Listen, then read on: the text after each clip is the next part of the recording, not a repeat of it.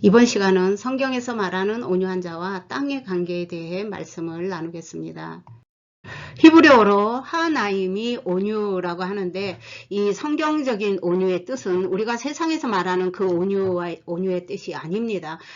따뜻한 온자에 부드러울 유가 아니고, 이 온유는 외형적인 폭력이나 잔인함의 반대에 불과한 것이 아니고, 사랑으로 인해 스스로 그 고통의 자리에 서는, 설 수 있는 그러한 이 심령의 상태를 말한다라고 할 수가 있습니다. 그래서 이 본문 온유, 예수님의 온유를 보면 마태복음 11장 29절에 나는 마음이 온유하고 겸손하니 나의 멍에를 메고 내게 배우라. 그러면 너희 마음이 쉼을 얻으리니 라고 말합니다.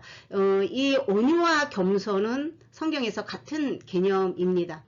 또 한 사람이 있습니다. 성경에서 유일하게 온유하다고 말하는 두 사람, 이 민수기 11장 3절에 이 사람 모세는 온유함이 지면의 모든 사람보다 더하더라 라고 말합니다. 그래서 모세가 성경에서 말하는 유일한 온유한 사람이고, 그리고 예수님, 이렇게 두 분입니다.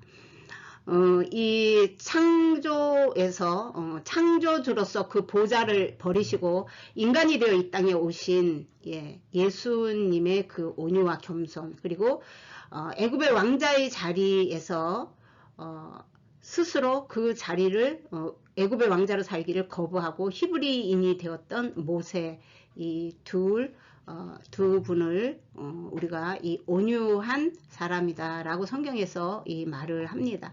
그래서 이 히브리적 관점의 온유는 이 완전한 순종의 뜻이에요. 우리가 생각하는 그 순종, 목사님의 말씀에 앞뒤 안 가리고 목사님 말씀이니까 이게 성경에서 이 말하는 성경적인 것인지 인간적인 요구인지 분별 없이 하는 것은 순종이 아닙니다. 그것은 맹종이라고 하는 게 더 맞습니다. 그래서 이 히브리적 이 온유의 뜻은 비천한, 가난한, 겸손한이라는 뜻이 있고요. 굴복하다, 자기를 낮추다, 고난당하는 사람, 바로 예수님을 말하고 있는 것입니다. 그래서 자신을 하나님의 비천한 종으로 여기고 하나님의 뜻에 완전히 순종하는 것을 말한다고 라고 할 수가 있습니다. 그래서 이 참된 온유는 하나님의 통제 안에 스스로 자신을 높이지 않는 것이에요. 그리고 말씀에 순종하는 것입니다. 우리가 말씀에 순종이라고 하면 이 내면 심령에서 영적인 상태를 말해요. 영적인 현상이 하나님과 똑같아지는 상태예요. 그래서 이 하나님의 그 태초에 계획하신 그 계획을 눈치채고 그리고 알아듣고, 그리고 그 뜻이, 하나님의 그 뜻이 이 땅에서 이루시려고 하시는 그 계획이 있습니다. 그것을 예수님께서 완성하셨죠. 그래서 하나님의 왕국을 깨닫고 하나님이 보시는 곳을 보고 그분이 이루시려고 하는 것이 나의 소망이 되고 비전이 되는 그런 상태예요. 그래서 하나님의 뜻이 그대로 우리 안에서 그분의 뜻이 내 뜻이고 그리고 내 안의 뜻이 그분의 뜻으로 이렇게 하나가 되는 그 상태를 말하는 것이에요. 그래서 이와 같이 하나님의 모든 것을 상속받는데, 이게 상속이라고 하니까 무슨 재산, 무슨 땅, 무슨 뭐 돈, 물질적인 것으로 생각하는데 그런 것이 전혀 아니고요. 그 영적인 상태를 고스란히 상속받는 거예요. 하나님의 그 영 안에서의 모든 요소들을. 그래서 이것이 물질적인 상속이 아니고 영 안에서 그분의 뜻이, 그 영적인 요소들이, 그 본성이 그 하나님의 원본이시면 우리는 그분의 복사판이 되는 거예요. 영적으로 그분의 신성이 아니고. 그래서 우리가 이 원본의 효력이 있죠. 그러나 복사를 했을 때 거기에 있는 게 그대로 이쪽으로 복사가 돼서 나오긴 해요. 그런 상태까지를 말합니다. 그래서 예수님이에요. 예수님이 아버지의 뜻을 그대로 이 땅에 오셔서 이루시고 다 이루었다고 말씀하신 분이에요. 그리고 또한 모세, 가 있었다라고 말할 수가 있습니다. 그래서 그러한 상태가 바로 온유한 자가 되는 거예요. 그래서 온유, 겸손, 순종, 이거는 다 떨어지지 않는 이 하나로, 그래서 그 온유한 사람이 겸손한 사람이고, 겸손한 사람이 순종하는 사람이 되는 것입니다. 그래서 이러한 사람들이 무엇이 한다? 땅을 차지한다. 그래서 우리가 또 땅을 차지한다고 하니까 이 땅에 있는 이 평수 늘리는 그런 땅이 아닙니다. 이 풍성한 화평으로 즐거워하리라. 자, 이러한 땅과 좀 다르죠, 느낌이. 그리고 또 온유한 자는 복이 있나니 그들이 땅을 기업으로 받을 것이다. 자, 이 땅을 기업으로 받는다, 이런 뜻. 그리고 마태복음 5장 5절에서 말하는 이 땅, 온유한 자의 땅, 이러한 땅이 어떤 의미가 있는지 땅에 대해서 좀 더 자세히 알아보도록 하겠습니다. 성경에는 3가지 땅이 있습니다. 그 중에서 이번 주제 사람의 마음의 땅을 말하는 에레치의 땅에 대해서 알아보도록 하겠습니다. 이 땅은 바로 에레치의 땅은 나 자신을 말합니다. 내가 만들어지는 것이에요. 옥토로. 그래서 성경적 히브리 사상의 땅은요, 사람이라고 생각을 합니다. 이 말씀은 예수님이죠. 하나님의 뜻이 하늘에서 이루신 같이 땅, 우리의 마음의 땅에서도 이루어지다라는 것이에요. 그래서 이 마음의 밭은요, 말씀이 떨어지는 곳이에요. 말씀이 떨어져서 뿌리가 내리면 좋은 결실을, 온전한 결실을 맺게 되는 것이지요. 그래서 이 이스라엘의 중심 사상의 신앙은요, 구약에서 땅을 많이 이야기합니다. 그런데 신약에서 말하는 이 땅은요, 이 마음의 땅을 말해요.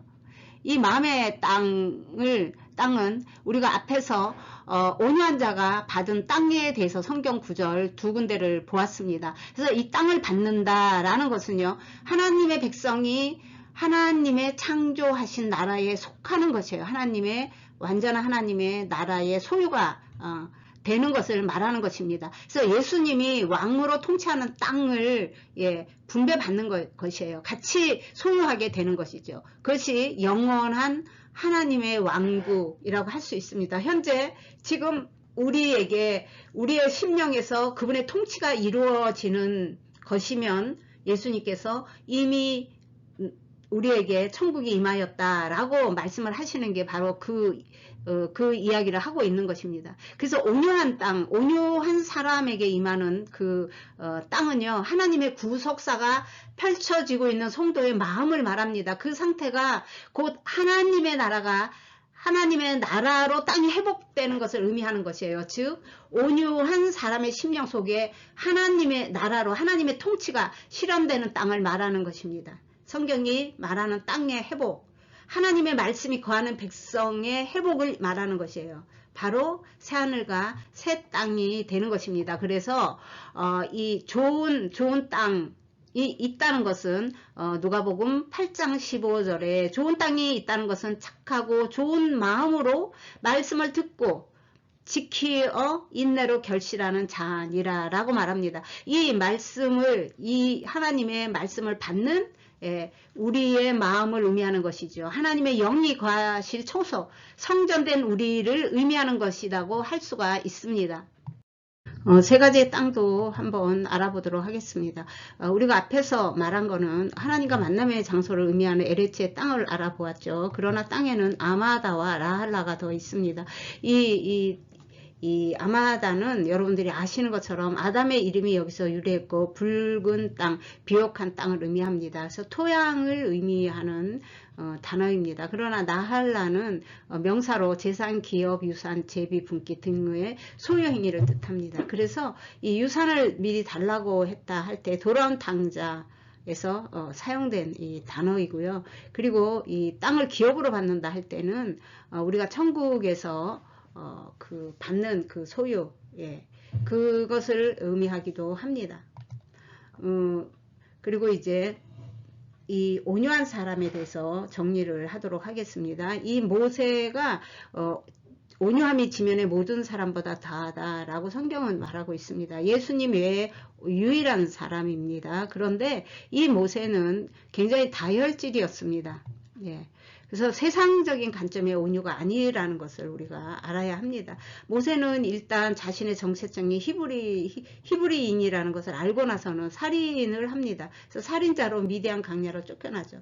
그리고 레위기나 민수기 출애굽기를 보면 모세는 늘 이렇게 욱한다든지 야단을 친다든지 화를 낸다든지 할 때를 우리가 볼 수 있습니다. 또 십계명도 모세가 깹니다. 그리고 물을 달라는 이 광야 백성에게 그 말로 이 반석에 가서 물을 달라고 말로 명하라고 했습니다. 하나님의 그 영광을 드러내기 위해서. 근데 모세는 격분하여서 들고 있는 지팡이를 2번 반석을 내리치면서 쳤습니다. 물론 물은 하나님께서 주셨습니다. 그러나 그 일로 인해서 모세는 가나안 땅에 들어가지 못합니다.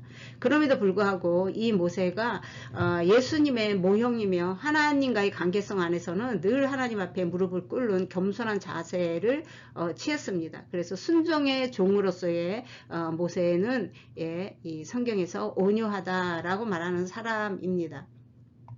예수님의 온유도 동일합니다. 예수께서 성전에 들어가 성전 안에서 매매하는 모든 사람들을 내쫓으시며 돈 바꾸는 사람들의 상가, 비둘기 파는 사람들의 의자를 들러 엎으시고 마태복음 21장 12절 13절에 내 집은 기도하는 집이라 일컬음을 받으리라 하였거늘 너희는 강도의 소굴을 만드는 도다. 이 하나님의 의도와 다른 길로 인도하는 이 바리새인과 서기관들에게 천국문을 막고 너희도 못 들어가고 다른 사람도 못 들어가게 하는구나 라고 하시면서 불법을 행하는 자, 독사의 자식들, 이 시대의 독사의 자식들은 가장 큰 욕이라고 합니다. 그렇게 말씀하셨죠. 그리고 수제자 베드로에게도 사탄아 내 뒤로 물러가라 라고 말씀을 하셨습니다. 의로운 분노가 있으셨죠. 그러나 장차 무너질 예루살렘 성전을 보고는 슬픔의 눈물을 흘리셨던 분이 예수님이셨습니다. 자, 이제 온유한 심령, 온유한 자가 땅을 차지한다는 그 의미를 정리하겠습니다. 이것은 하나님의 나라의 통치가 이루어지는 심령의 땅이 되는 것이고 하나님의 기업이 되므로 하나님의 소유가 되는 것입니다. 곧 예수님이 되는 것이에요. 복사판으로. 이 이야기는 바로 하나님의 아들이 된다는 것입니다. 오늘 말씀은 여기까지입니다.